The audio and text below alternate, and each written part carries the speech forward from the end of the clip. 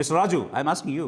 Deputy CM గౌరవనీయ కళ్యాణ్ గారు Bhimavaram DSP అరాచకం చేస్తున్నాడు, ఈజ్ బ్యాడ్ అని డిక్లేర్ చేశారు. నో ఈజ్ గుడ్ అని మీరు అన్నారు. ఓకే, మీరు చెప్పినట్టు ఆయన గుడ్. కానీ మీ పార్టీకి చెందిన వ్యక్తి ఉండిలో ప్రెస్ మీట్ పెట్టి వెంకటేశ్వరరాజు ఏం చెప్తున్నాడంటే, ఇక్కడ ఉన్నటువంటి డిఎస్పీని ఎస్పీని అండ చూసుకుని మా కేఆర్కే రాజు గౌరవనీయ ఎమ్మెల్యే అరాచకం చేస్తున్నాడు, చర్చిలు కూల్చేస్తున్నాడు, ఇల్లు కూల్చేస్తున్నాడు, దేవాలయాలు కూల్చేస్తున్నాడు, మా కాన్స్టిట్యున్సీ అంతా కూడా అరాచకం చేసేస్తున్నాడు, భయంకరమైనటువంటి పోలీస్ సపోర్ట్ చూసుకుని ఎవరినంటే వాళ్ళని బెదిరించి భయపెట్టేసి కక్షలు ప్రతీకారాలు చేస్తున్నాడని తెలుగుదేశం పార్టీకి చెందిన వెంకటేశ్వరరాజు అనే ప్రెస్ మీట్ పెట్టి చెప్పాడు. దారుణం సార్. ఆ సైకో నాగరాజు చెబుతున్నాడు పడగొట్టేయాలంటున్నాడు. కొట్టేయండి, మిషన్ పట్టుకెళ్ళిపోండి. నాకు ఫోన్ చేసి అంటున్నాను మా బామ్మద్దులు బెదిరించేసి పంపించేస్తాను. చంపేనా నాగరాజు, ముందు అర్జెంట్గా ఎవరైనా ఫర్మాయిష్ పంపించే, లేదా 10 కేసులు పెట్టి ఏమనుకుంటున్నావా నువ్వు? మసీదులు కొలుతావా?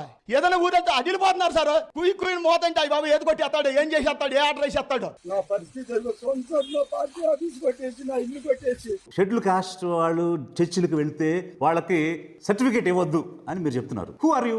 మీకేం సంబంధం? చర్చికి వెళ్తే, బుద్ధిస్ట్ విహారాకి వెళ్తే, సిక్ గురుద్వారాకి వెళ్తే వాళ్ళకి సర్టిఫికేట్ ఇవ్వనని మీరు చెప్తారా? చంద్రబాబు నాయుడు గారు అనేక చర్చిలకు వెళ్ళారు, అనేక మార్లు చర్చిల్లో ఉపన్యాసాలు ఇచ్చారు, ఆయన క్రిస్టియన్ అయిపోతారా? ఏ రిసార్ట్కి వెళ్ళినా, ఏ హోటల్కి వెళ్ళినా బుద్ధుని బొమ్మ ఉండి అక్కడ వాటర్ ఫాల్స్ ఉంటాయి, వాళ్ళందరూ బుద్ధిస్టులా? అంటే చర్చికి వెళ్తే క్రిస్టియన్ అయిపోతాడా? ఆర్టికల్ 25, ఆర్టికల్ 28 ఇండియన్ కాన్స్టిట్యూషన్ చెప్తుంది, your choice of religion, profess, practice and preach, propagate అని చెప్తుంది.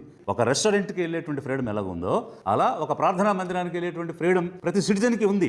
అంత మాత్రం చేత వాళ్ళు దీనికి చెందినవాళ్ళు, దానికి చెందినవాళ్ళు, అది తహసీల్దార్ పని, ఎంఆర్ఓ చూసుకుంటాడా? మీకేం పని? ఎమ్మెల్యేకి అసలు అలాంటి ఎగ్జిక్యూటివ్ పవర్స్ లేవు. డిప్యూటీ స్పీకర్ యొక్క రోల్ ఏంటి? హౌస్ కి పరిమితం. అవుట్ సైడ్ హౌస్ నీకేం రోల్ లేదు. Why are you giving this kind of statements? It is not your job, it's tahsildar job. Whom to give, whom not to give, ఎవరికి ఏ certificate ఇవ్వాలి, ఏ community certificate ఇవ్వాలి అనేది వారు చూసుకుంటారు. వారి ఉద్యోగంతో నీకేం పని? నువ్వు వారిని ఇన్ఫ్లుయెన్స్ చేయటం ఏంటి? ఏ బేసిస్ మీద అన్కాన్స్టిట్యూషనల్ స్టేట్మెంట్స్ ఇచ్చి క్రిస్టియన్స్ వాళ్ళు చర్చికి వెళ్ళే వాళ్ళకి సర్టిఫికేట్ ఇవ్వద్దంటానికి హూ ఆర్ యూ? మీరెవరు అడగటానికి? అసలు మీరెవరు చెప్పడానికి? మీకేం సంబంధం? ఒక వ్యవస్థ ఉంది, అధికార వ్యవస్థ ఉంది, ఒక ఆర్డీఓ ఉంటారు, కలెక్టర్ ఉంటారు, వాళ్ళు చూసుకుంటారు. వాళ్ళ పనితో మీకేం పని? After all your MLA has no executive powers. You are not even minister. How can you say orders? How can you give statements? అధిక జన పేదలు ఆలోచించాలి.